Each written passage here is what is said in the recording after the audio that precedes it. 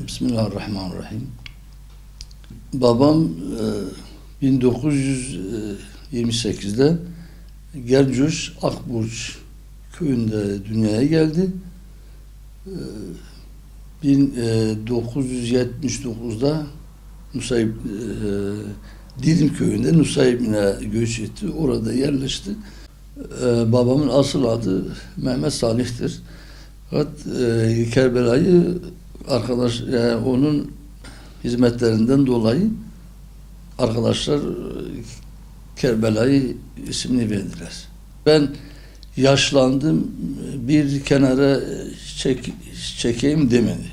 Hem dünya işlerinde hem de Allah'ın davasına girdikten sonra da aynı yani aynı gayreti devam etti. Ben yani bir kenar ben yaşlandım diye demedi yani. Ben özellikle yaşlı kardeşlerimizin bir örnektir. Yani babam yaşlıydı fakat genç delikanlıydı. Hakikaten davasında samimiydi. Ve babam yani son nefese kadar diyordu. Yani biz hani kulluk 1-2 yıl değil, 10 yıl değil, son nefese kadardır. Nasıl ki namaz, oruç son nefese kadar ise bu İslam'a hizmet, İslam'a kulluk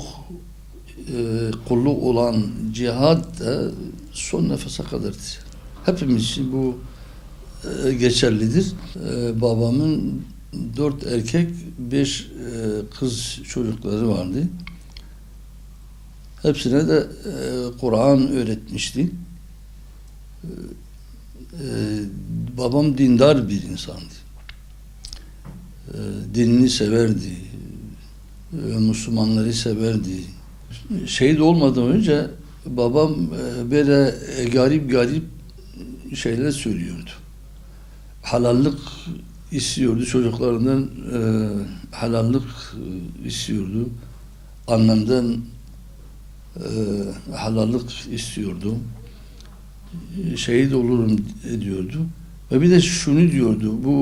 Burası çok önemli. Gençleri sevdiği için gençleri çok seviyordu.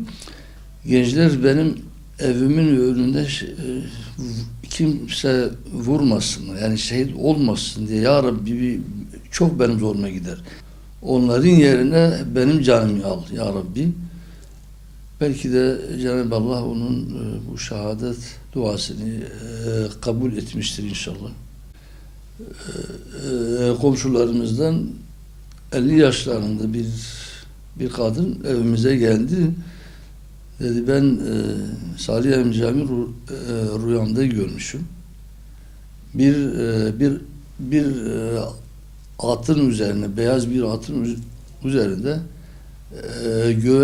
göğe doğru yükseliyordu. Ve atı böyle ses çıkararak göğe doğru yükseliyordu. Ve gözümden kayboluncaya kadar böyle yükseldi gitti yani. Babam şehit olacağı gün ben evdeydim. Beraber evdeydik. Bende biraz berberlik var. Onun saçını sakalını kestim. Yıkandı o gün. Abdest aldı ve beraber çıktık. Peygamber 10 gün önce bizim akrabamız olan İbrahim Hoca'yı şehit etmişlerdi. Oraya gidecektik. Babam hayır oğlum dedi, ben çok gitmişim. Sen git, ben burada oturayım. Buradaki mahallenin yaşlıları gelip konuşuyoruz. Müslümanlara zarar gelmemesi için olup bitenleri biz anlayayım ve Müslümanlara aktarayım ki Müslümanlar zarar görmesinler diye o amaçla orada oturdu. Oturdu ve orada ben gittikten sonra yas yerine gittim. Birkaç dakika oturdum ve haber geldi, baban vurulmuş diye haber verdiler. Hastaneye koştuk. Hastaneye vardım. Baktım ki babam böyle gül yüzlü, böyle sanki gözleri açık şekilde. Ben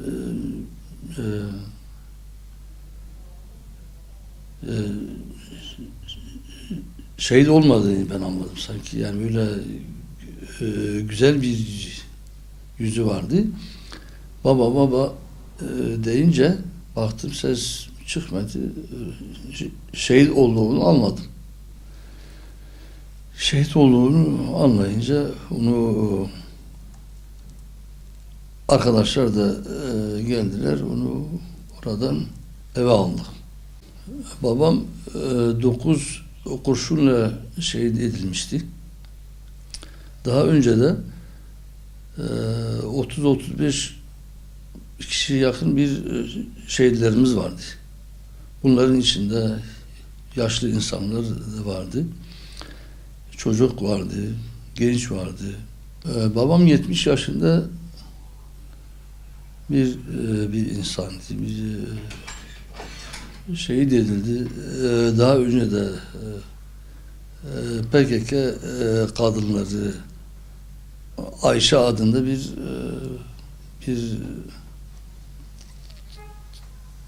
teyzemizi kız çocuğuyla beraber kendi evinde şehit etmişlerdi. Ayşe bacımız o da 50 yaş üzerindeydi ve çocuğu yanılmasam 7 yaşındaydı. Bir kız çocuğu. Her ikisini de kendi evinde gece baskın yaparak şehit ediyorlar. Daha önce Seyyid Hacı Şükri adında bir kardeşimiz vardı. O da aynı şekilde kendi çocukların içinde geliyorlar. Orada onu da şehit ediyorlar. Ve ondan sonra daha niceler, yani bunların içinde çocuk da var, yaşlı da var, kadın da var. Bu PKK'nın ahlakıdır. Yani çocuk demeden, yaşlı demeden şehit ediyorlardı. PKK dindar insanları tehlikeli gördüğü için, babam da bir dindar insandı. PKK'ya yardım etmediği için, PKK'yı sevmediği için PKK onu şehit etti.